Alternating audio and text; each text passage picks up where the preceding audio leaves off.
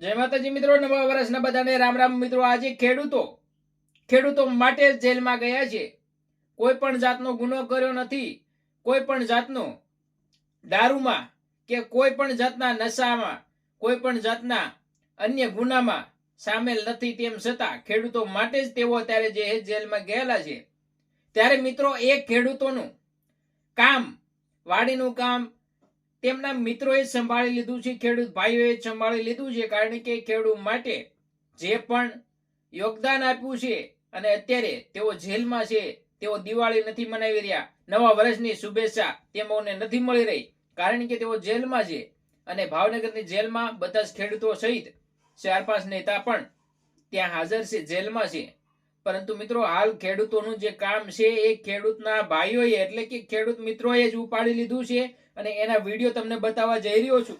તમે વિડીયો જોઈ શકો છો, ફોટા પણ મૂકી દઈશ, તમે જોઈ શકો છો કે એમાં ખેડૂતો મળીને, બધા જ ખેડૂતો ગામ લોકો મળીને ખેડૂતનું કામ કરી રહ્યા છે। ત્યારે મિત્રો હાલ આ ખેડૂતો જે યોગદાન આપ્યું છે, આંદોલન કર્યું હતું ખેડૂતો માટે જ, તો એના વિશે તમારું શું કેવું છે? નવા વર્ષની શુભેચ્છાઓ લખી દેજો અને આવા નવા વિડીયો આપણી ચેનલમાં આવતા રહેશે।